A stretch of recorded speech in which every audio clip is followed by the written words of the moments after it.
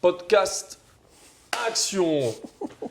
Bonjour à toutes et à tous et bienvenue dans ce nouveau podcast de l'Apéro Imo. Je suis en présence de Martin Bourgeois, fondateur d'Imo Evolution et animateur principal de ce podcast. Bonjour Martin, comment vas-tu?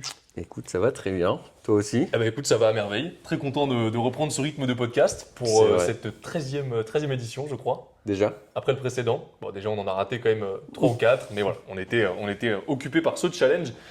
D'ailleurs, challenge 90 jours, si vous ne l'avez pas vu, je vous invite à aller sur Instagram. On a 90 jours pour acheter 30 immeubles de rapport. Sinon, Martin va venir monter les meubles directement à la main chez quelqu'un. Donc évidemment, on est en train de tout faire pour que ça se passe bien et c'est pour ça qu'on avait raté quelques épisodes. On vous retrouve aujourd'hui pour le même format que d'habitude. On va parcourir un petit peu l'actualité, on va refaire quelques points. On va développer sur des choses qui nous arrivent toutes les semaines, tous les mois. On va pouvoir vous expliquer et puis on finira par un petit jeu comme d'habitude. N'oubliez pas de liker ce podcast, peu importe la plateforme où vous êtes, Spotify, Apple Podcast, je crois, YouTube. Mettez-nous en commentaire vos questions si vous avez envie que dans le prochain podcast, on réponde à des questions peut-être précises, ciblées, des problèmes que vous rencontrez tous les jours. Et puis écoute, on va commencer avec l'actualité alors. Ouais, alors j'ai un premier truc, je n'ai pas l'habitude de le faire, mais je vais vous poser la question directement à vous qui écoutez ce podcast. Je suis en pleine réflexion en ce moment de lancer une nouvelle offre, un truc complètement différenciant. Où l'idée, ce serait, pourquoi pas, de carrément chercher les projets pour nos clients. Donc jusqu'à aujourd'hui, vous savez qu'on fait de l'accompagnement, on aide les personnes à se développer en tant qu'investisseurs, on leur apprend à trouver des opportunités et des fois, on leur en apporte aussi. Et je sais que parmi vous, il y en a beaucoup qui sont chefs d'entreprise, il y en a beaucoup qui sont cadres, directeurs, qui ont des postes à responsabilité et donc qui n'ont même pas 4-5 heures à consacrer à leur projet, ne serait-ce que pour la partie recherche sur les premiers mois. Et donc, c'est une question que je me pose. Est-ce que c'est quelque chose qui pourrait être intéressant? Est-ce que ça ferait sens pour vous qui écoutez ce podcast qu'on développe une offre où carrément on s'occupe de trouver les biens et on vous garantit une rentabilité à 10% brut par exemple sur le projet? Quelque chose comme ça. Partagez-moi dans les commentaires juste en dessous. Vous me dites si oui ou non ça fait sens ou si c'est pas forcément un truc que vous rechercheriez auprès d'Imo Evolution, tout simplement. Ça me permet d'en savoir un peu plus sur vous. Et comme ça, c'est interactif, tout simplement. D'ailleurs, je fais juste un petit rappel par rapport au pourcentage. Parce qu'il y en a qui ne sont pas toujours au clair avec ça, qui m'en parlent aux apéros. Ouais. Je parle de 10%. Si vous voulez avoir un référentiel en tête, aujourd'hui, en moyenne en France, les investisseurs font du 4%. C'est une moyenne nationale. Si vous voulez aujourd'hui être sur une opération blanche, c'est-à-dire une opération qui vous coûte rien mais qui ne vous rapporte rien, un bien que vous amortissez dans le temps, on est sur à peu près du 8% brut. Quand on bascule sur du 10, c'est des biens qui commencent à être rentables et très intéressants. À partir de 12, c'est extrêmement rentable. Et puis au-delà, vous êtes un génie de l'immobilier et c'est des opérations qui rapportent énormément d'argent. En témoigne le 17% que j'ai fait. Voilà. Très bien ça comme... Très modestement. Très modestement, là, je ne me la pète pas, mais ça a très bien fonctionné. Ouais, excellent. Alors juste, c'est important quand on parle des pourcentages de renta. On ne les calcule pas façon agent immobilier. C'est pas parce qu'on achète un bien 200 000 qu'il doit faire 20 000 euros de loyer pour être à 10% de rentabilité. Non, c'est pas le cas. C'est que le projet total, s'il peut en sortir 20 000 euros de loyer par an, il faut que le projet total, achat, travaux, frais de notaire, commissions comprises, etc., tout ça ce soit maximum à 200 000 euros. Et comme ça, on a nos 10% de rentabilité. C'était ça le point. Est-ce qu'on ne mettrait pas un screen du calculateur pour montrer juste, les charges qu'on déduit pour montrer aussi le fait qu'on mette de la vacance locative, etc. pour juste un screen?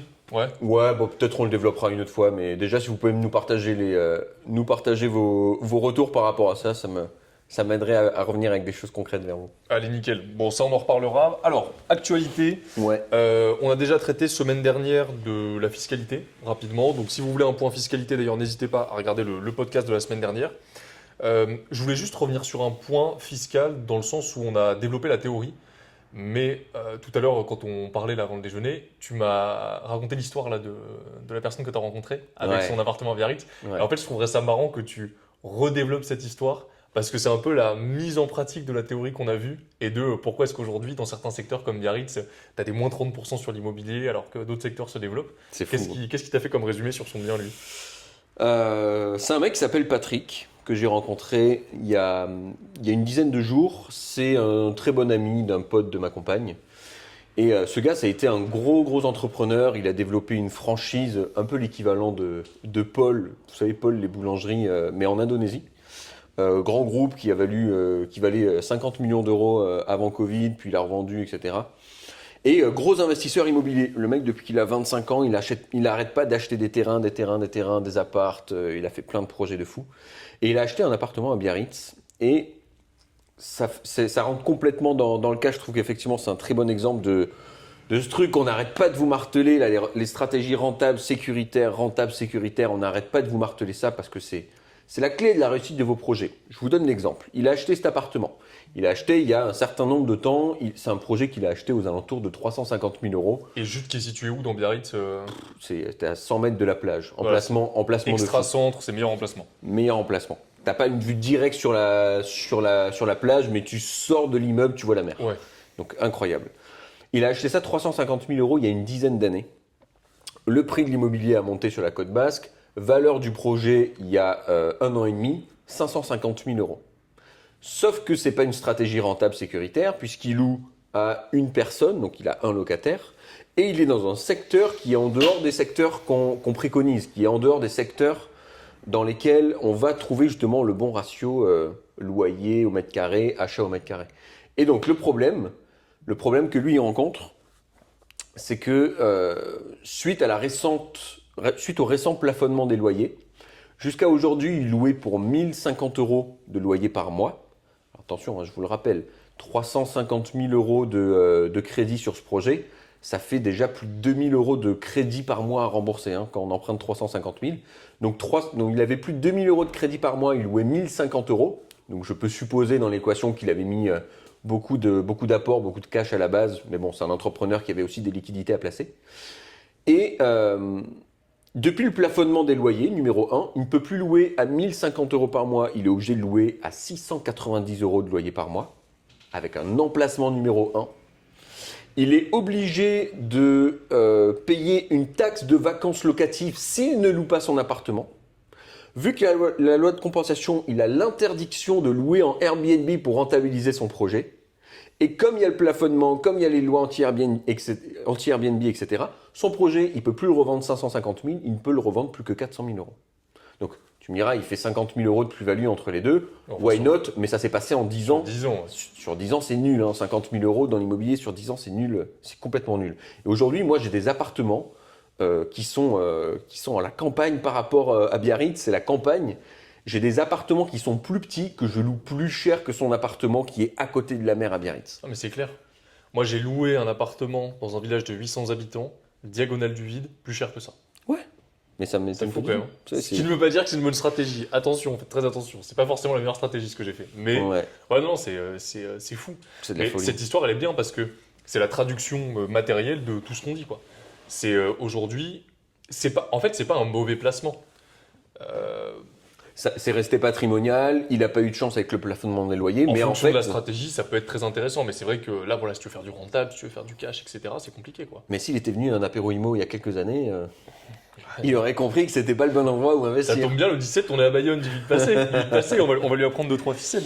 Non, mais pourquoi je voulais vous faire ce parallèle? Parce que je sais que vous êtes nombreux et nombreuses à écouter le podcast, à habiter dans des grandes villes ou juste à côté. Peut-être que vous habitez proche de Rennes, de Nantes, de Tours, de Angers, de Paris, Strasbourg. Peut-être plutôt du côté de l'Est de la France, là, Grenoble, Lyon, peut-être Marseille, Montpellier, Toulouse, Bordeaux, ou carrément sur la côte basque. Et en fait, cet exemple-là, c'est l'exemple parfait de la personne qui a un peu de liquidité à placer, fait un projet au plus simple, sans trop se prendre la tête sur l'emplacement, parce que c'est sûr que ça va se louer, etc. Et qui est confronté à toutes ces galères par la suite, parce que c'est trop simple et que l'État va piocher là où les gens ont de l'argent investissent, quoi. Les gens qui ont de l'argent De investissent. toute façon, ce genre de stratégie, c'est tu payes, mais ce qui est normal, hein, tu payes ta flemme. Ah bah ouais. C'est que tu réfléchis pas à une stratégie, tu penses pas à une méthode d'acquisition, tu t'occupes pas de trouver les bons biens, tu penses pas à ta fiscalité. En plus de ça, souvent il y a des peurs bancaires, tu sais pas monter ton dossier bancaire, donc tu te dis mais si j'amène un projet locatif un peu en dehors de là où je vis, comment est-ce que je vais monter le vrai bon dossier qui va me permettre de passer les étapes pour décrocher un financement dans les meilleures conditions, ils vont me demander plein d'apports, etc. En fait, tu te laisses limiter par toutes ces étapes que tu anticipes et tu finis par faire ce genre de projet et là, l'État il arrive avec petit coup d'air à la nuque, quoi. Et tu payes ta flemme, hein. Mais comme en investissement, hein. Si tu investis sur le SP500, bon, tes rendements, ils sont pas terribles. Mais savoir trouver les bons emplacements en finance, ça fonctionne pas, mais les bonnes sociétés qui montent, etc., c'est une petite stratégie, quoi. C'est Il faut clair. avoir. Ouais, donc ça, non, très bon exemple. Très bon exemple. Et puis c'est parlant, quoi. Bon, à côté de lui, il a plein de terrains, il a d'autres stratégies, évidemment. Donc, Ouais, bon après, en dehors de ça, je pense qu'il a 10-15 millions d'euros de patrimoine, donc c'est assez diversifié, donc c'est pas ça qui met en risque son patrimoine, mais effectivement, ça fait partie des leviers sur lesquels il faut jouer pour gagner. mais tu vois, c'est marrant parce que du coup, on en parlait aussi la semaine dernière. On parlait du côté plutôt du neuf, où Mm. il y a vraiment très très peu de logements qui sont mis en vente dans le neuf en ce moment. En fait, Covid, déjà, tu as plein de sociétés de promotion qui ont fermé, Ouais, qui n'ont pas su livrer les chantiers. Ça a été très compliqué. On a Nexity, l'ancienne boîte de Bernard Arnault. Je crois qu'il y a eu des sacrés problèmes il y a un an, qui a fermé la moitié de ses points de vente, etc. Donc en fait, il y a de moins en moins de neufs, toujours une pénurie de logements. Et moi, c'est vrai que du coup, question ouverte, hein, je me dis, mais une situation comme celle-ci, le neuf, ça devrait monter, et pourtant, lui, il te fait le témoignage de sa baisse, tu vois. Moi, j'ai vraiment du mal à comprendre pourquoi est-ce que du coup, on a à la fois une pénurie de logements, à la fois des prix qui baissent. C'est un contexte un peu spécial, non, quand même, les centres-villes. ouais, mais en fait, moi je pense que c'est aussi lié au fait que emprunter de l'argent coûte un petit peu plus cher qu'auparavant. Et donc, entre emprunter pour ton T3 150 000 euros dans de l'ancien avec travaux ou emprunter 220 000 euros dans du neuf pour la même surface, avec l'augmentation des taux d'intérêt, ça fait encore plus mal qu'avant, quoi. Ouais. Je pense il y a un truc lié à ça. Et puis, la plupart des gens qui investissent dans du neuf sont pas quand même dans une dynamique d'investissement. Ils sont plutôt dans une dynamique patrimoniale ou Ouais. d'économie fiscale. Alors oui, on a du Pinel, des trucs comme ça qui existent, mais c'est pas une stratégie pour gagner de l'argent. C'est une stratégie pour économiser des impôts. Et c'est pas tout à fait la même chose, quoi. C'est pas tout à fait la même chose. Et encore, économiser oui et non, parce qu'aujourd'hui, il y a pas mal de personnes aussi, parfois je suis étonné qu'ils ne soient pas au courant, mais si par exemple tu achètes un super bien, très bon emplacement avec beaucoup de travaux Mm. en nom propre, tu peux défiscaliser aussi sur tes revenus. Et en fait, au final, l'ancien peut être une meilleure stratégie fiscale aussi que le neuf. Et pourtant, il y en a plein qui se tournent vers des Pinel, des choses comme ça, et en plus, à chaque fois, on les récupère avec des regrets. Mais tu sais pourquoi? C'est parce qu'ils maîtrisent pas du tout les systèmes d'intérêt, de pourcentage. Les gens ne maîtrisent pas les pourcentages. C'est vrai. Ah oui, mais c'est à taux zéro. C'est à taux zéro, mais tu l'achètes 30% plus cher que ce qu'il vaut sur le marché. Tu vois? En fait, c'est simplement ça. Donc effectivement, en fait, à mensualité égale, des fois, tu peux avoir des trucs qui sont plus chers. C'est vrai, tu vois, Ah, ça, non, non, mais ça c'est te vrai. parle. On en a plein des exemples comme Mais ça. tu sais à quoi ça me fait penser? Ça me fait penser un peu aux arnaques en ligne. Genre, ne Ouais. faites rien et gagnez de l'argent. En fait, c'est un peu ça. C'est genre, non, non, mais attendez. Taux zéro, loyer assuré. Ouais. Et puis en plus, vous défiscalisez. En fait, quand c'est trop beau, tu te dis, Et même encore sans parler de défiscalisation, hein, juste les primo-accédants. Mais ça, c'est un truc de fou, hein. Combien de personnes on voit passer en conférence qui nous disent non mais moi j'ai 0% d'intérêt, hein, j'ai acheté dans du neuf. Ouais. Mais tu as un truc qui va te faire perdre de l'argent ou tu vas pas en gagner. Et c'est quand même dommage parce que tu monopolises une grande partie de ta capacité d'emprunt, tu es bloqué. Ouais, parce que tu comprends pas ces leviers-là, quoi. D'ailleurs, moi, ça me fait penser à un exemple qu'on a rencontré à l'apéro IMO de. Je me demande si c'était pas Bayonne. Je crois que c'était Bayonne. Un monsieur qui avait travaillé chez Sanofi pendant très longtemps. Alors, déjà, qui avait été malin parce qu'il a placé pas mal de son argent en actions, parce qu'il récupérait des actions tous les ans, plus il réinvestissait ses primes dans des actions, etc. Arrivé en fin de carrière, il a 800 000 euros de valeur Sanofi. Et d'ailleurs, il m'a dit, ouais, faut acheter, il y a des nouveaux produits qui vont sortir, sans trop me dire quoi. Mais moi, il m'a dit, je sais que dans 5 ans, je passe à 1,2 million. Je lui ai dit, ouais, vous m'avez l'air sûr de vous quand même là. Il avait l'air très sûr de lui. Et lui, par exemple, c'est fascinant parce que euh, souvent les gens pensent que quand on a plus d'argent, et j'ai eu la discussion avec quelqu'un, quand on a plus d'argent, on a plus d'opportunités et c'est plus facile. Et c'est tellement un faux ami. Et lui, c'était la personnification de ça. C'est-à-dire qu'il avait donc 800 000 euros en titres, pas d'enfants, personne à qui léguer son patrimoine, il avait beaucoup d'argent aussi en cash, je crois qu'il avait 300 000 euros, un truc comme ça en cash. Et lui, pour le coup, il avait déjà 5 appartements, mais plutôt dans le centre-ville. Je crois qu'il avait un mix Biarritz, Bayonne, Anglet, il avait vraiment investi un peu partout sur le BAV. Ouais. Et donc il avait plein d'argent, d'opportunités, plein de possibilités, full bloqué.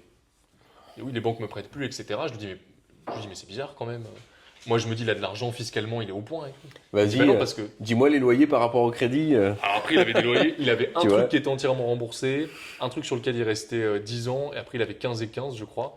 En termes de loyer, il récupérait 7 000 € par mois à peu près de loyer sur la totalité, mais pour des crédits qui étaient bien plus importants. Bien Et sûr. surtout, il avait tout acheté full nom propre.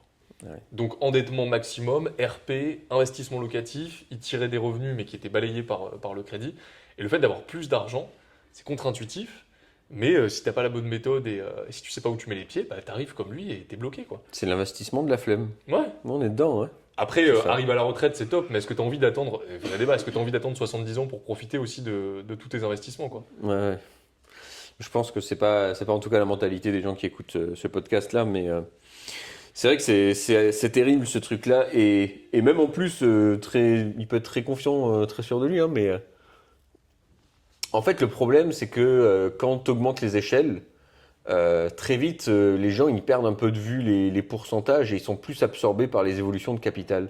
Je te donne l'exemple tu vois, que tu viens de me donner. Tu passes de 800 000 à 1,2 million sur 5 ans, bah, ça fait plus 50%. 60%, ouais. Ça fait du 10% par an, quoi. Et encore, avec les intérêts composés, c'est peut-être un peu moins que ça sur le début. Ce qui est pas... Ouais, c'est parce qu'ils pensent, ils pensent numéraire et pas pourcentage quoi. Ouais, c'est ça. Il regarde le plus 600 000 sur 5 ans. Ok. Non, le calcul n'est pas bon. Plus 400. Plus 400 000, pardon, sur 5 ans. Pourquoi pas, mais avec des bons leviers, notamment dans le crédit IMO, c'est facile à faire.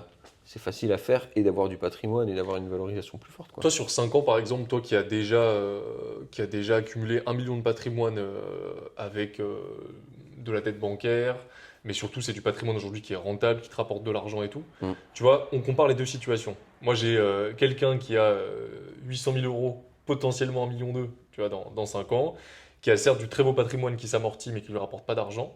Toi, dans 5 ans, avec ce que tu mets en place aujourd'hui, t'imaginerais quel type de résultat pour comparer les deux stratégies, tu vois? Le patrimonial. Avec 500 000 euros, t'as dit? Non, vraiment, tu prends ta situation de maintenant, Ok. la même qu'aujourd'hui, la réelle, quoi. Donc, c'est-à-dire deux entreprises qui fonctionnent très bien, 1 million d'euros de patrimoine levé qui est rentable, qui dégage de l'argent dans des sociétés, etc. Ouais. Et en face, tu mets lui, gros salaire, énorme liquidité, grosse épargne, patrimoine, mais qui rapporte pas d'argent. Lui, en admettant qu'il fasse 10% par an, toi, tu penses que dans 5 ans, tu fais quoi comme résultat en appliquant les stratégies qu'on applique là? En rendement sur le cash, Full immobilier, ouais. bah tu doubles. Au moins tu doubles, quoi. T'es pas sur du 50%, t'es au moins sur du x2 sur le capital. Pourquoi? Parce que en fait, aujourd'hui, tu as 3 leviers d'enrichissement de l'immobilier, on le répète toujours. Tu as la plus-value à la revente, tu as le remboursement du capital et le cash flow. Si tu fais un investissement locatif rentable, a priori, la plus-value, c'est à peu près équivalent à 30 à 40% de ce que le projet t'a coûté quand tu fais des bons investissements. Sur 5 ans, tu as remboursé, on va arrondir, mais tu as remboursé un quart du crédit. Donc on va dire, tu es à 30% plus 25, tu es déjà à la moitié. Tu as fait du cash flow. En fait, tu t'exploses très largement ces statistiques-là, tu vois. Donc, moi, avec un peu de chance, des bons placements, je pense que tu fais du x2 facilement sur 5 ans. Ouais. Bah, le dernier immeuble là, celui que je vends là, 40% en un an. Mais tu vois, Ouais. c'est ça. Moi, je peux vous en donner des exemples comme ça. J'ai acheté ma première colocation. Et c'est pour ça qu'il faut lancer ces projets tôt, c'est tellement important. J'ai acheté ma première colocation il y a 6 ans. Et ce projet de colocation, si on met tous les chiffres bout à bout, la plus-value à la revente que je pourrais faire aujourd'hui si je le revendais, net d'impôts, le cash flow cumulé que j'ai eu et le remboursement du capital, c'est un projet qui m'a coûté 115 000 euros tout compris. Aujourd'hui, il reste 83 000 euros de crédit à payer dessus. Il m'a rapporté 33 000 euros de cash flow dans la période et aujourd'hui, je peux le revendre 185 000 euros, moins les impôts sur la plus-value. Le projet qui m'a coûté 115 000 euros, en 5 ans, si je le revendais net dans ma poche, j'ai plus de 100 000 euros. Quoi qui peut faire ça comme investissement? Il y a Pour un- un crédit que tu allais faire en plus avec ton costard. Tu veux toujours pas mettre la photo? Non. Non, Un jour, on la mettra. on mettra pas cette photo là. Ah si, elle est énorme. Mais non, mais c'est sûr, c'est des stratégies qui sont plus intéressantes. Après, là, on pourrait dire, contre-argument, on pourrait dire, bah oui, mais c'est des sommes qui sont plus faibles. Bah aujourd'hui. Bah aujourd'hui, Mais je parce fais la que- même chose avec un immeuble à 250 000 euros. Hein. Mais là, mais Sauf surtout, que surtout si on compare, lui, il avait 55 ans, un truc comme ça. Donc, à 55 ans, a priori, ce sera 10, 15, 100 fois plus, quoi. c'est la sécurité, quoi. Voilà, tu payes ta flemme. Tu payes ta flemme et au lieu de faire 30%, tu fais 5 à 10 pauvres pourcents de rentabilité. Ouais, intéressant. Non, je réfléchissais, mais ok, très bien. Donc, Mais écoute, je le recontacterai dans 5 ans. ouais, on verra où il en est. Et on verra. Moi, j'ai retenu le prix de Sanofi, je crois, quand j'ai regardé, c'était 90 € l'action. Bah, j'espère pour lui qu'on sera à 120, 125, hein. On verra bien. Non, mais ok, très bien. Je voulais faire un petit point bancaire aussi, rapidement. On a, avec la baisse des taux, j'ai l'impression aujourd'hui que les gens changent un petit peu de mentalité. Il y a un an, c'était un petit peu différent. Les gens étaient un peu plus stressés par le marché, euh, par la possibilité de faire des biens rentables, par les opportunités que pouvait représenter ce marché qui était un peu crispé, même si on l'a dit plein de fois. Quand Est-ce on que- est investisseur, bon bah, C'était est-ce que j'achète cash ou est-ce que ça vaut encore le coup de faire un crédit ouais. Et La puis grande réflexion, quoi. après, c'est des questions qu'on a déjà abordées, donc je ne vais pas revenir sur le sujet, mais en tant qu'investisseur, toutes les périodes sont des périodes d'opportunité. Bon, bah, si c'est la crise, c'est génial, il y a moins de concurrence, on paye moins cher. Quand c'est une période faste, bah, c'est génial, il y a beaucoup plus de liquidités, il y a plus de biens en vente, et donc il y a plus d'opportunités. Enfin, tout est une opportunité. Mais là, j'ai l'impression que l'inflation, ça va, ça se calme, les taux se sont un peu aplatis, donc c'est OK. Et j'ai l'impression qu'aujourd'hui, la question, c'est plus est-ce que je dois euh, me lancer sur un projet, c'est plutôt la peur de se faire rejeter par la banque. Maintenant qu'ils visualisent plus le marché comme un obstacle, ils pensent à l'obstacle d'après, qui est la banque. J'arrive devant le banquier, comment je présente mon projet, etc. Euh, top 3 des conseils bancaires que tu donnes aujourd'hui à quelqu'un qui veut se lancer. Le premier, le plus logique et important, c'est d'avoir une bonne tenue des comptes. On s'en fout que tu aies de l'apport. On s'en fout que tu aies des gros montants en épargne. Ça, d'expérience, ça n'a pas ou peu d'influence sur ta capacité à lever du financement. Alors attention, quand on parle de sommes à 400, à 300, 400, 500 000 euros, là effectivement, avoir de l'épargne, ça joue pas dans l'histoire de mettre de l'apport, mais plutôt dans la capacité à rassurer la banque sur ce type de montant. Donc numéro 1, une bonne suivi de tes comptes. Moi, j'ai été extrême par rapport à ça. Moi, je faisais du vélo, j'avais revendu ma voiture, je vivais en colocation, donc je mettais énormément d'argent de côté au démarrage. Donc si tu es un mec ou tu es une fille qui habite pas en couple ou qui peut diminuer son loyer tous les mois, fais-le quand tu peux. Restreins-toi un petit peu quelques temps, ça va te permettre de mettre au moins 15-20% de ton salaire de côté tous les mois. Derrière, c'est beaucoup plus simple d'enchaîner d'un point de vue bancaire. Donc ça, c'est le numéro 1, bon suivi de tes comptes. Numéro 2, le deuxième conseil bancaire que je te donnerai, c'est une question de timing.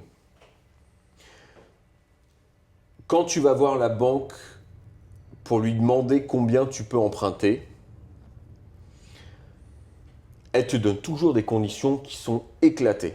C'est le conseil numéro 2, ne va jamais voir ta banque avant d'avoir trouvé un projet, fait une étude de marché poussée, signé le compromis, parce qu'à ce moment-là seulement tu as toutes les clés pour correctement négocier ton prêt immobilier. Et c'est plus est-ce que je peux emprunter ça? Oui, mais en ce moment, mes 10-15% d'apport, etc. C'est plus là-dedans. C'est comment on fait pour financer ça ou je me casse. C'est un petit peu différent. Ça te permet d'emprunter plus, parce que tu empruntes plus sur la base de tes revenus. Tu empruntes sur la base de tes revenus plus les 2-3 000 euros de loyer que tu vas toucher en face. Tu es meilleur sur la partie négociation parce que tu es l'opportunité. Si tu as trouvé une opportunité immobilière, bien sûr, tu es l'opportunité à financer. Et en plus de ça, bah, quand tu changes de banque, ça va être mon troisième conseil, ne reste pas dans la même banque, tu n'es pas marié à ton conseiller bancaire, c'est dans soit la multibancarisation, soit dans le fait de devenir un nouveau client dans une nouvelle banque. C'est la posture qui te met dans les meilleures dispositions pour correctement négocier le côté financier de ton opération.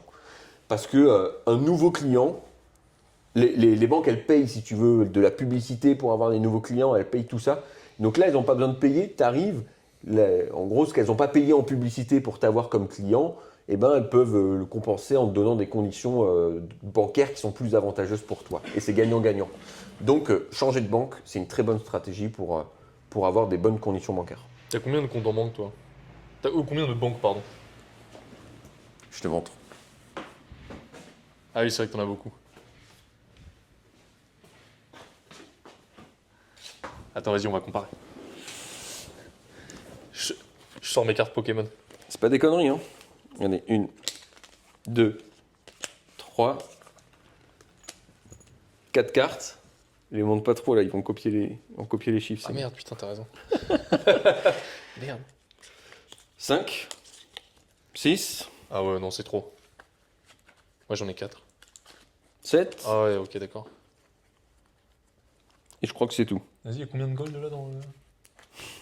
C'est laquelle, celle où il y a le plus de sous, vas-y, on va. Ah ouais, t'en as beaucoup. C'est celle-là où il y a le plus de Ah, je me suis fait défoncer. Là, j'en ai que 4. Donc 1, 2, 3, 4, 5, 6, 7. Ok. Voilà. C'est l'un des secrets pour lever beaucoup de fonds. C'est de payer un maximum de comptes en banque. N'hésitez pas à ouvrir des comptes pour absolument rien. C'est ça qui vous permettra d'aller chercher beaucoup plus de crédits. Non, parce que ces comptes, tu les as pas ouverts pour rien. Justement, tu les as ouverts parce que tu as négocié d'autres crédits, parce que c'est des nouvelles sociétés, parce que c'est des choses comme ça. Tu n'as pas ouvert des comptes pour ouvrir des comptes. Non, bien évidemment que non. Hein. Je suis pas débile non plus. Hein. Je suis pas masochiste à vouloir me prendre des frais bancaires dans tous les sens. Mais ce que je veux dire simplement, c'est que la multiple bancarisation, c'est l'une des clés pour réussir dans l'immobilier à des niveaux avancés. C'est la concurrence des banques, c'est des meilleures conditions. Voilà, ça fait partie du système, quoi. Ok, très bien. Bah voilà, quelques conseils bancaires. La banque n'est pas votre ennemi, la banque est votre allié. Et ça fait la transition parfaite avec le sujet que je voulais aborder cette semaine. Est-ce qu'on peut discuter 5 secondes des conditions de Rachel et Fabien sur leur immeuble de rapport? Ouais, vas-y, Alors avec plaisir. déjà, on recontextualise. Raconte-nous. Rachel et Fabien, c'est un couple qu'on a accompagné sur un immeuble de rapport, qui sont du côté de Rennes. Ouais. Et Rachel et Fabien, quand ils démarrent, le point bloquant principal, c'était la banque. Voilà. C'était, Ils ont investi dans le petit appartement à Paris. ils ont déjà eu le... Voilà, Ils ont la résidence principale. exact. Et donc c'était au-delà de... C'était pas juste les meilleures conditions, c'était est-ce qu'on va réussir à obtenir un crédit? Est-ce qu'on va pouvoir faire financer ce projet locatif? Parce que c'est normal, c'est toujours dans la tête, c'est 35%, ce qu'on nous a mis dans le crâne avec la résidence principale, etc. etc., etc. Je crois qu'ils avaient déjà genre 380 000 euros de crédit, un truc comme ça. Ils étaient déjà endettés à plus de 40%. Ouais, j'ai pas les chiffres, mais là-dessus je te fais confiance. Et je me rappelle, j'ai retrouvé mes notes il y a pas longtemps. Ouais. Ils m'avaient dit, on est déjà allé voir la banque, ils nous ont dit qu'ils nous prêteraient pas sur autre chose. Ah ouais, alors ça je l'avais pas. Ouais. Ouais, encore plus exceptionnel. Donc du coup vraiment côté bancaire c'était le côté bloquant. Nous on a refait les calculs de notre côté, version investisseur. Bon, on sait que c'est ok, que ça passe, qu'il n'y a pas de souci. Ils décident de nous faire confiance, de nous suivre. Donc on y va. On embraye, étude de marché, on met en place toutes les stratégies qu'on développe ensemble. On construit un projet fixe, solide, on met des bornes, des projets, des tailles, des choses comme ça. Bref, on part en visite, on commence les recherches, on optimise des biens. On déclenche du off-market, etc., etc., etc. À ce stade, vous avez vu, on n'est toujours pas allé voir la banque. Hein. On est- Je referme la parenthèse. Voilà, alors je fais en très rapide, mais on trouve un bien super intéressant, boum, on calcule, on envoie une offre, on négocie, etc. C'est bon, tout est ok, ça passe. Et je me souviens qu'à ce moment-là, il y a eu une histoire de travaux, ça a été ok, mais là c'était le pic de la pression. Là, il y a quand même des travaux. Je crois que c'est une bâtisse de 150 000 euros pour 150 000 euros de travaux. J'arrondis un peu les chiffres. Donc, c'est du moitié-moitié. Et puis là, pic de stress, quoi. Est-ce que ça a fonctionné au niveau de la banque? Est-ce qu'on va pouvoir tout faire financer, etc. Il y a 2 jours. Non, hier. Donc, je les ai eus en visio. Conditions obtenues. C'est quand même assez fantastique. Donc, ils sont en SCI à l'IS. Hein. Société, très important de l'avoir en tête. Société, en général, on est sur du 20 ans. Mais on peut déroger. La banque, on le dit toujours, la banque, c'est beaucoup de négociations. Ils ont obtenu 25 ans plus 2 ans de différé total, donc c'est un crédit sur 27 ans, quoi. À 110%, il faut payer quand même 1 500 euros de frais de dossier et on ne fait pas sauter les IRA. Et le taux, je sais même pas. Le taux, je sais même pas. S'en fout, le projet, S'en fout, il est le à taux, 11% de mais moi, rentable. un taux à 15%, c'est pas grave. Tant que tu me fais du 110%, voilà. Ouais. Mais c'est exceptionnel. Et même leur comptable, parce que du coup, Donc il lève plus de 300 000 euros à la banque. Hein. c'est plus de 300 000 euros, ouais, avec les frais de notaire, etc. Et le banquier leur avait dit non, impossible. Bah forcément, on a mis en place quelques-uns des conseils que je vous ai donnés avant. Plus dossier béton, plus on les a envoyés vers des, Ah bah vers après, des- niveau bancaire, il y a un nombre de techniques à mettre en place. vers les personnes fantastique, qui ont hein. le pouvoir de délégation. Et voilà, ça se fait. D'ailleurs, on va vous mettre une photo du projet pour que vous voyez un petit peu. Il y a du local commercial, il y a de l'appartement, il y a plusieurs trucs. Ouais, il est sympas. vachement bien. Il est vachement bien. Mais même le comptable, même leur comptable n'en revenait pas. Et a dit, j'ai jamais vu ça de ma vie. Mais ouais, mais parce que quand on a les bons trucs et astuces et qu'on met en place les bonnes actions avec la banque, elle est là. Parce que là, du coup, je pense à l'inverse à Jean-François.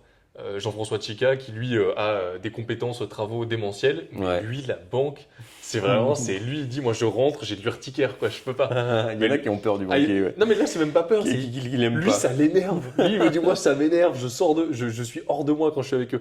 Mais le banquier, c'est un partenaire. Faut le voir comme un partenaire. Vous n'êtes pas dans une position, et en plus, c'est ça qui est intéressant quand on arrive avec un compromis, c'est qu'on n'est pas dans une position de demande. C'est une position d'offre. Et dans une négociation, c'est complètement différent. C'est que vous arrivez avec quelque chose de solide, qui de toute façon sera financé. Alors évidemment, il faut quand même mettre des plafonds, des limites, etc. Mais le banquier, il a un intérêt à vous financer parce qu'il gagne de l'argent sur ce crédit-là, il gagne de l'argent avec vous, il ouvre des nouveaux comptes de société, c'est des frais bancaires évidemment qui sont prélevés. Et puis, si vous amenez bien la chose, il comprend que c'est pas le premier, mais il va y en avoir 2, 3, 4, 5, 6. Et les banques, elles sont là pour ça. Elles sont là pour financer la croissance des entrepreneurs et des investisseurs. Le plus dur, c'est le premier. Après, une fois qu'on a fait le premier, j'ai pas envie de dire que ça glisse, mais Ouais, alors Ça va. une fois qu'on a fait le premier, on a déjà fait tomber la barrière que c'était possible de le faire, de gagner de l'argent. Ensuite, on va pas chercher son deuxième et troisième financement de la même façon dont on est allé chercher le premier. Hein. C'est hyper important quand même de le préciser, mais que ce soit dans la recherche de biens ou dans la recherche de financement, ce que tu fais sur le premier te fera perdre si tu veux aller chercher le deuxième ou le troisième. Il faut complètement renouveler la façon de le faire parce que ça a l'air facile. Moi, je t'ai tombé dans ce piège. Toi, t'as eu ce piège aussi pour ton deuxième investissement? lequel? Tu sais un peu le syndrome de l'investisseur où c'est bon, tu as l'impression que tu es arrivé. Tu as fait ton premier invest, ça marche, tu as l'impression que tu es arrivé, que tu n'as plus rien à apprendre. Ah ouais, non, moi ça m'a fait ça. Et moi, c'est là que j'avais le plus galéré parce que j'avais voulu partir sur des projets en allant chercher le financement de la même façon, etc. Bah non, Ouais. moi en fait, le deuxième, j'ai fait association. Ouais. J'ai pas bataillé. En fait, moi, les deux premiers, ils se sont faits à 2 semaines d'intervalle. Donc, en fait, je savais que je pouvais pas faire le deuxième. Donc, je suis directement allé trouver des solutions ailleurs parce que là, pour le coup, je savais pertinemment. Déjà, le premier, ça avait été très compliqué. Alors, le deuxième, je savais que là, si je revenais voir le banquier, il allait péter un câble. Il allait me taper. Là, je pense qu'il allait sortir du bureau et il allait m'en mettre une, pas deux, quoi. Donc, non, non. Moi, j'ai fait investisseur directement. C'était trop compliqué. Mais ouais, je suis d'accord. On n'enchaîne pas de la même manière et puis, il y a des choses différentes à mettre en place. Mais les banquiers, moi, c'est un truc que je constate aussi, c'est quand tu évolues, les personnes autour de toi, ça évolue aussi. Évidemment, si tu as des projets différents, bah, tu ne seras pas mis en face des mêmes personnes, ce ne seront pas les mêmes banquiers qui vont s'occuper de toi. Au début, tu commences beaucoup avec des banquiers résidence principale, mais ceux qui gèrent des dizaines de millions d'euros de patrimoine, ils ne sont pas en face de Rémi qui vient de finir son BTS. Hein. Ils sont en face de celui qui a déjà financé des gros projets, des grosses infrastructures. Ça vient un peu avec le temps. C'est Mais ça. il y a des choses à mettre en place au début. Donc ouais, 25 ans, plus 2 ans de différé, 110%, ben voilà. Vous savez que ça existe, il n'y a plus qu'à aller demander ces conditions. Après, ce que vous obtiendrez, ça c'est autre chose. Ok, très bien. Tu nous fais un point sur les 90 immeubles, pas du tout, les 30 immeubles 90 jours. 30 immeubles, on s'est donné le défi en 3 mois. Donc depuis le 1er février, ça va faire bientôt 1 mois et demi, dans 3 jours. On s'est donné le défi d'acheter 30 immeubles, sinon je dois acheter les meubles et agencer l'appartement d'un des abonnés d'Instagram. Donc d'ailleurs, si vous ne nous suivez pas déjà, venez nous suivre, ça vous permettra de voir le défi. On en est exactement, j'ai le tableau sous les yeux juste là-bas, on en est à 15 Arthur. Arthur, on a 3 jours d'avance. 15. 15 et Joël qui a confirmé. Ah, on l'avait pas compté, Joël. Ouais. Et Joël qui a confirmé, on est à 16. 16. On a maintenant, vu que c'est un tous les 3 jours, on a maintenant 6 jours d'avance sur le défi. C'est trop facile. Putain, c'est trop facile. On a 6 jours d'avance, pas mal.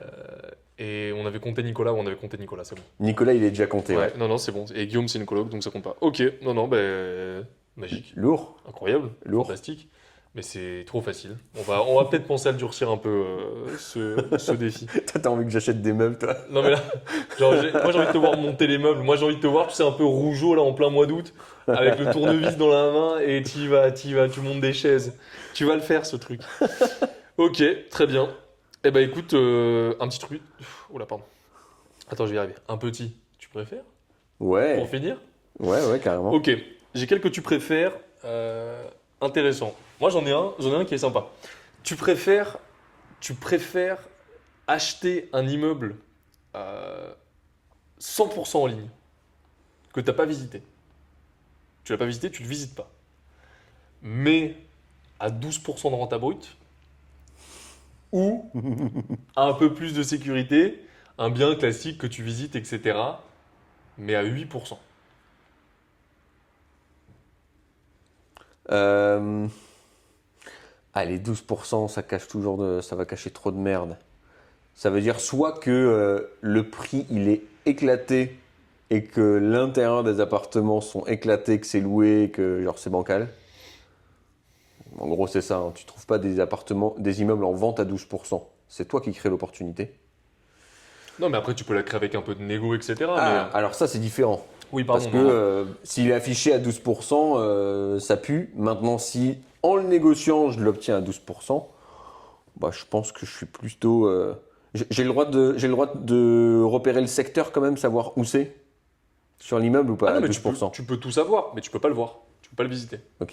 Tu peux pas venir le toucher, vérifier et tout. Après, tu peux avoir l'emplacement, le... Non, non, c'est ok, ça c'est Non, bon. non, bah 12%. 12%? Ouais. Ah ok, putain, c'est marrant. Moi, je fais l'inverse. Ah ouais? Ah ouais, moi j'ai eu trop de merde. Moi j'ai eu trop de petits problèmes à la con, etc. Ah moi je... C'est fini la prise de risque inutilement. Maintenant je me dis vas-y, 8%, opération blanche, très bien, ça tourne. Au moins je le vérifie. Tu veux dire, juste pour l'immeuble à 12%, c'est un immeuble où t'as pas les photos non plus sur l'annonce. Si, t'as des photos. Ah ben non, alors je prends carrément celui-là. T'as des Les photos, deux non, pieds non. dedans. J'y saute. T'as un visuel, J'y saute. Ok, Ouais, ok. Pas mal. je suis cap. Ah c'est marrant ça, ok. Genre tu fais même une visite en visio si tu veux. Mais non, mais c'est trop simple ça. C'est pas si facile. Moi j'ai déjà fait des visites en visio, c'est pas si facile. C'est pas si facile, mais attends, j'ai analysé. L'agente immobilière déjà juste pour tourner la caméra, elle y arrive pas. Non, mais j'ai Après visité. elle te fait des trucs comme ça, là tu vois rien. J'ai analysé 2500 projets sur les 3 dernières années pour moi et les membres de la team Non, Immo mais bien Evolution. sûr, mais je mets pas en doute l'expertise. Mais la vidéo, pour moi, tu visites un bien avec les cinq sens. Presque. Tu vas peut-être pas manger une poutre, mais tu vois, il y a l'odeur, il y a le toucher, il y a le visuel, et il y a des détails. Regarde Emmanuel, son immeuble là. Emmanuel, ok, contre-argument. Emmanuel, on fait le tour de l'immeuble en entier. Dernière seconde de l'immersion, hein, tu te balades, t'es dans le couloir, et tu vois dans la pénombre une tache. Attends, mais la tache, faudrait montrer la tâche, elle faisait ça. C'était une pièce de 2, la tâche. Tu vois ça sur le sol, un tout petit peu plus foncé que le reste. Je te vois te baisser. Bah, c'est humide. Et on va pas chez le voisin après découvrir qu'il y a une fuite qui est en train de pourrir mais l'intégralité des poutres porteuses du bâtiment. Bâtiment voisin. Ouais. Bâtiment voisin, mais qui du coup, par effet d'aspiration, arrive sur le bâtiment là. Mais là, en visio, ça, jamais. L'agente, tu vas pas lui dire, excusez-moi. Alors, est-ce que vous pouvez vous mettre à quatre pattes? Et alors là, vous allez me filmer l'intégralité des plaintes. Non, avec ça ta tu Twitter. peux pas le voir. Mais comme je suis sur un projet à 12%, j'ai du gras. Ouais, enfin, t'as du gras, s'il faut détruire l'immeuble pour le refaire, t'as plus de gras là. Non, mais je pense pas que t'es pas sur un truc comme ça. Après, t'as des Là. histoires d'assurance. C'est le voisin Ouais, c'est ouais. le voisin qui bouffe. Hein. Ouais, enfin, après, les assurances, t'inquiète pas qu'ils me doivent encore 3000 euros. J'ai toujours pas récupéré mon argent. Alors que pourtant, je suis couvert. Hein. Donc, les assurances, moi, j'en fais pas confiance. Hein. Si vous êtes des assureurs, je vous hais et rendez-moi mon argent. AXA, rendez-moi mon argent. Dépêchez-vous là. Ok, non, mais très bien. Donc, ouais, 12. Bah, si jamais j'ai une merde à vendre, je te fais une vidéo. Hein. Ouais, Martin, regarde. 12%, t'inquiète. Hein. Les bureaux là qu'on va visiter la semaine prochaine. 12%, t'inquiète, c'est bon, c'est bon. Parce qu'on va visiter des bureaux aussi. Ok, très bien. Alors, j'en avais d'autres. Attends, j'en avais un qui était intéressant, que j'avais noté. Un tout bête. Tu préfères un crédit sur 25 ans ou un crédit sur 10 ans? Après, je vais peut-être rapporter des niveaux. Mais disons 25 ans. 25. Ok. Et pour une RP? Ce que je recommande ou ce que je ferais? Bah non, ce que tu ferais. Ce que je ferais, 10 ans. Moitié de crédit. Ouais, c'est ça. Pour les RP, tu vas chercher bas. Je vais acheter moitié en cash, voire Ok. totalité en cash sur la résidence principale. Non, mais il n'était pas très difficile celui-ci en même temps. Tu préfères gérer une copropriété enfin une copropriété ou un parc avec 50 petits lots ou un parc de 5 très gros lots? Même valeur. Un parc avec 50 petits ou 5 gros? Ouais. Bah 5 ça va, c'est suffisamment diversifié, 5. 5 t'as pas tous tes œufs dans le même panier, donc carrément 5. Ouais. 50 locataires c'est la merde, Bah c'est ça. c'est chiant, ou bien faut embaucher quelqu'un dans ta SCI, et si c'est la même rentabilité, pour 5 t'as pas besoin d'embaucher quelqu'un. Tu sais ce que j'ai vu en plus? J'écoutais le. C'est le principe, hein. Au début t'achètes des petits appartements, puis t'achètes des immeubles, enfin Ah, souvent, on en a parlé de ça, je crois. tu commences par une ou deux colocs, t'achètes des immeubles, etc. Puis petit à petit, tu revends tes colocs, t'achètes plus que des immeubles, puis t'achètes des bâtiments, t'achètes des grands locaux commerciaux, des hangars, trucs machin, et tu montes comme ça. Non, mais ça, on en avait parlé, ouais. Comme ça, tu centralises tout à chaque fois. Mais c'est ce que j'ai vu dans le. Enfin, ce que j'ai vu. C'est ce que j'ai écouté le livre de Donald Trump, là, en audio, L'Art du Deal. D'ailleurs, il est incroyable pour l'immobilier, si vous voulez. Il y a très peu de livres immobiliers aujourd'hui. C'est marrant. Tu sais que c'est un truc que j'ai remarqué. Parce que moi, je lis beaucoup. Alors, des livres d'entrepreneurs qui ont fait des trucs de fou, il y en a plein. Des biographies, il y en a à la pelle. Des livres, tout ce qui va être start-up, business en ligne, etc., c'est pareil. Immobilier, il n'y a rien. Tu sais pourquoi? Mais c'est marrant, et moi je sais pas pourquoi. Parce que c'est l'un des seuls domaines où il y a. Je pense que c'est un des domaines où il y a le plus de gens qui réussissent au doigt mouillé. Sans méthode Ah ouais, mais ça devrait être l'inverse. concrète. Bah en fait, ouais, mais la plupart des gens, c'est ouais, j'ai fait un super coup, j'ai acheté ça, non, je l'ai senti. Ils ont pas développé une méthode. Et c'est pour ça Ouais. que ça a été autant un chemin de guerre là, sur le début d'Imo Evolution. Au début, on faisait pas de l'accompagnement, on faisait de la formation. Parce que t'as pas de livre qui existe, qui te dit étape numéro 1, voici tout ce que tu dois maîtriser sur ton secteur avant de parier à la hausse dessus. Étape numéro 2, Ouais, mais même par t'as exemple. pas de méthodologie concrète. Ouais, mais même en dehors des stratégies, tu vois, je sais pas, des biographies d'investisseurs à succès. Chacun il va de ses conseils en fait. C'est ça, chacun il va de ses conseils. C'est ça qui a marché pour moi. Oui, mais connard, t'es pas un expert parce que t'as eu un coup de chance d'investir dans tel secteur Ok. et ça a fonctionné. Et tu te considères comme quelqu'un Alors je suis qui a 100% réussi. d'accord, contre-argument, pourquoi du coup à l'inverse il y a autant de livres sur la bourse? Idem, même principe. Ouais, Alors là, le nombre d'enfoirés qui ont réussi en faisant rien, qui ont fait des millions avec des cryptos, avec du Dodge et tout, il y en a plein. Ça, c'est pas le problème. Et là, par contre, tu vas dans les sections livres, mais des livres sur l'investissement, moi, chez moi, j'en ai peut-être 35 sur des stratégies, des biographies, des livres aussi sur des échecs, des trucs comme ça qui sont passionnants. Et là, t'as tout ce que tu veux. Immobilier, rien. Rien. Il y a le livre de Christopher Wangen, je sais pas ce qu'il vaut. Il y a le livre de Simon d'Aragon, Fiscalité. D'ailleurs, il faut que je l'achète, il le remet il le remet à jour cette année. Ça, il faut que je le prenne. Sinon, il n'y a rien. J'ai les titans de l'immobilier en anglais. Très bien, passionnant. Et Donald Trump. Moi, j'ai pas d'autres trucs, tu vois. ouais, c'est marrant. Ok, on vient d'avoir une idée de business, on va écrire un livre sur l'immobilier. C'est ça. En plus, c'est bien parce que vu notre oh là, waouh. Vu notre niveau d'orthographe, ça va être un best-seller. Alors là, Le best, c'est l'air. j'espère que les fautes d'accord et de genre, ça vous dérange pas. Hein. Par contre, sur les chiffres, on sera bon, mais le reste. Ah, les chiffres, c'est ok. Les chiffres, c'est ok. Mais ça va être écrit tu sais, en phonique, là, je sais pas comment on dit. Ah oui, Comment tu dis ça? le truc avec le doigt là. L'écriture. Non, mais pas, quand même pas en braille. Non, t'écris comme tu l'entends. Ah oui. On Voilà. appelle ça l'écriture du CP. L'écriture, oui, mais c'est un nom, putain, je sais plus ce que c'est. Bon, voilà, pour. Non, ça va. En vrai, je pense que t'en fais un peu plus que moi. On est mauvais, on est très mauvais. Ok.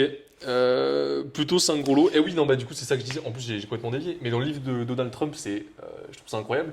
En fait, son père, lui, stratégie, il construisait que des petits lots dans des immenses bâtiments, dans des quartiers pourris.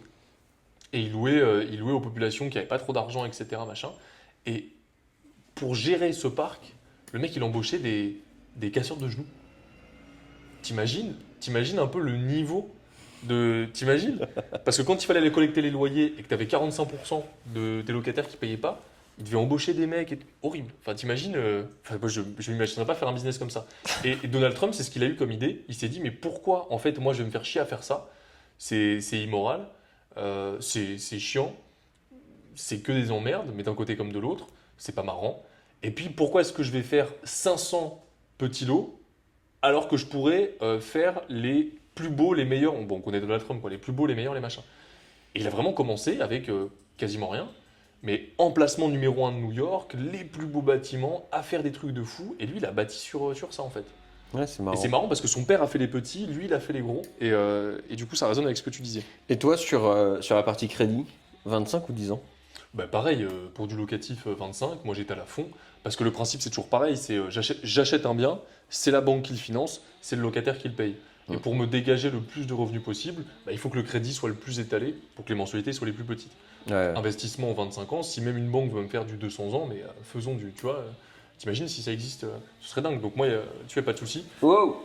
Le rotophile, là. Et RP par contre, non, RP le plus court possible, mais ça implique d'avoir des fonds quoi. Si vous entendez un petit bruit de rotophile derrière, Ouais. c'est cadeau, c'est pour nous. C'est la mairie de Biarritz qui remet tout pour cet été. Idéal pour l'arrière-fond d'un podcast. C'est clair. Et alors attends, j'en avais un dernier. Bon allez, je te le fais, il est pas top, c'est un peu comme celui de la semaine dernière. Tu préfères vendre un bien avec une énorme plus-value, mais qui met 1 an à se vendre. Après, il faut définir énorme. Ou vendre un bien avec une petite plus-value, mais qui part en 24 heures. Donc on va définir, en 1 an, tu fais 300, et en 24 heures, tu fais 100.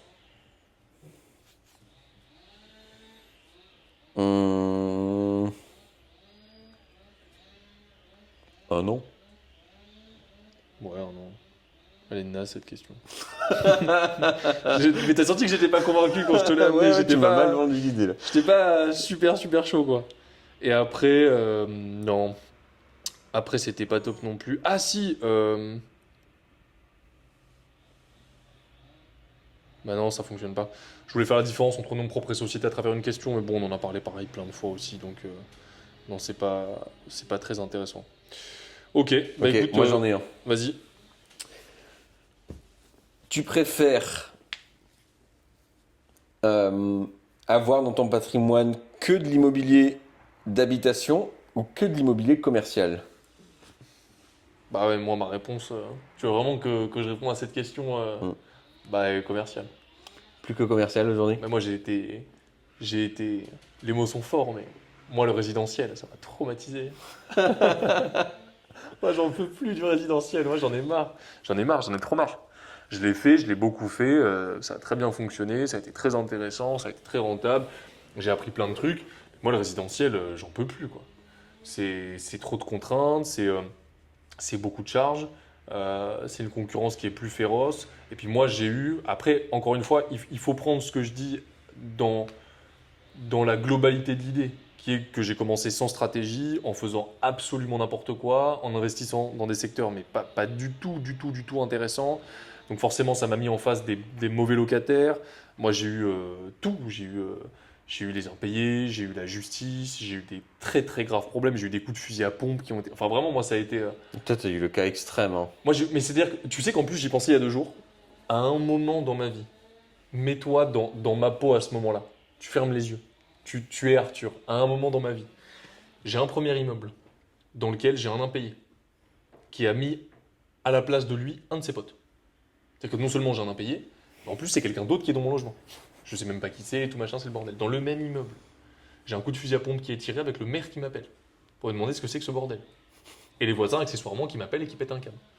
Dans le même immeuble, j'ai un problème, alors ça n'a rien à voir, un problème d'évacuation des eaux à cause d'un drain qui est bouché, mais sauf que du coup ça inonde le terrain des voisins, et en fait ça commence à taper le mur de leur garage, qui était un truc construit un peu en neuf, dégueulasse. Le crépi commence déjà à tomber, j'étais là, moi j'ai vu les photos, franchement le garage allait finir par tomber, je me dis putain, alors, avec les assurances et tout ça, c'est génial. Ça c'est immeuble numéro 1.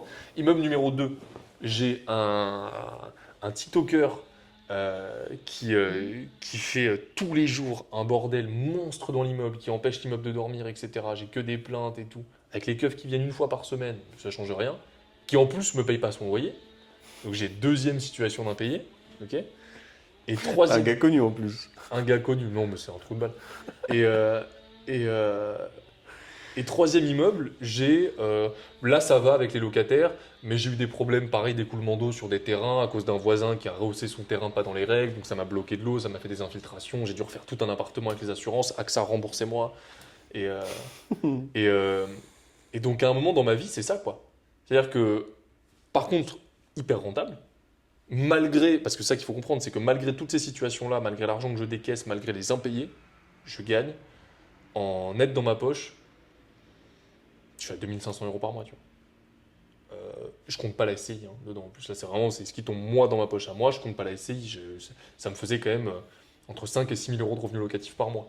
Mais la charge, la quantité de trucs à gérer, de problèmes et tout, liés au manque de stratégie, a fait que il y a vraiment un moment où je me suis retrouvé et je me disais, qu'est-ce que je fais? Mais toi, tu t'es lancé trop. Mais parce que moi, ça, c'est mon problème. C'est que moi, Tu t'es lancé un peu au doigt mouillé après sur les premiers investissements. Mais c'est ce que je dis, c'est qu'en fait, se lancer sans stratégie, c'est hyper risqué. Parce qu'en fait, le problème, c'est que quand t'es... Moi, je le vois, ce qu'on fait avec...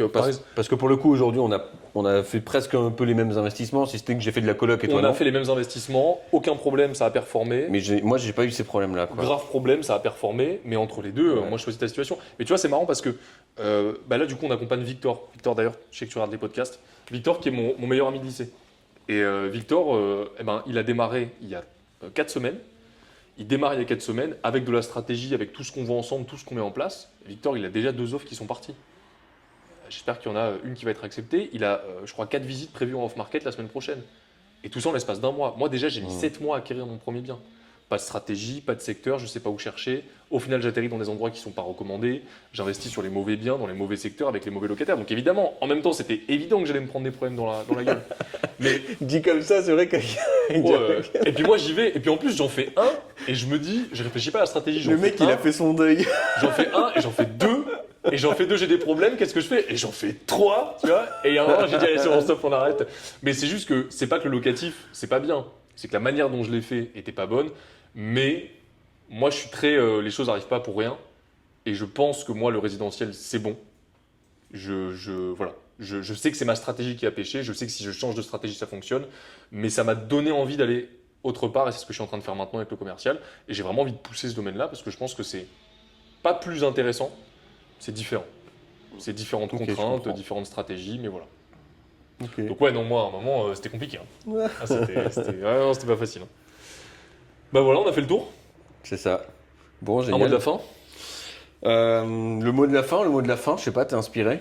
Non, j'ai zéro inspiration. N'hésitez pas à commenter ce podcast, à le liker sur Apple, Spotify et YouTube. N'oubliez pas de mettre un commentaire si vous avez des questions. Les prochaines dates des apéros s'affichent à l'écran avec les liens, peut-être pour réserver. Donc on va peut-être commencer par Bordeaux. Ouais. Au moment où ça sort ce podcast. Je ne l'ai pas en tête comme ça. Ouais, on va commencer peut-être par celui de Bordeaux. Et puis après ensuite on a d'autres apéros qui arrivent à Nantes, à Grenoble, à Montpellier sur les prochains. Attends, t'as plus ton micro? Si. Ah bon? Ouais. Attends, j'ai vérifié que ça tourne encore quand même, mais normalement c'est bon. Oui, c'est bon, c'est juste qu'il n'y a plus beaucoup de batterie. Ok. Donc n'hésitez pas à vous inscrire pour venir nous rencontrer, tentez en tout cas de venir nous rencontrer. On est en apéro chaque semaine dans les plus grandes villes de France. Malheureusement, on est toujours en apéro avec seulement 40 personnes, donc celles et ceux qui ne peuvent pas nous rejoindre, écoutez, ce sera pour la prochaine fois. C'est pas grave.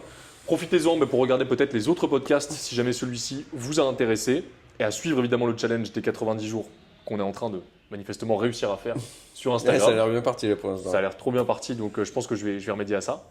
Et on vous retrouve semaine prochaine, prochain podcast, ça te va? Allez, c'est parti. Impeccable. À la Bonne semaine prochaine. Ciao.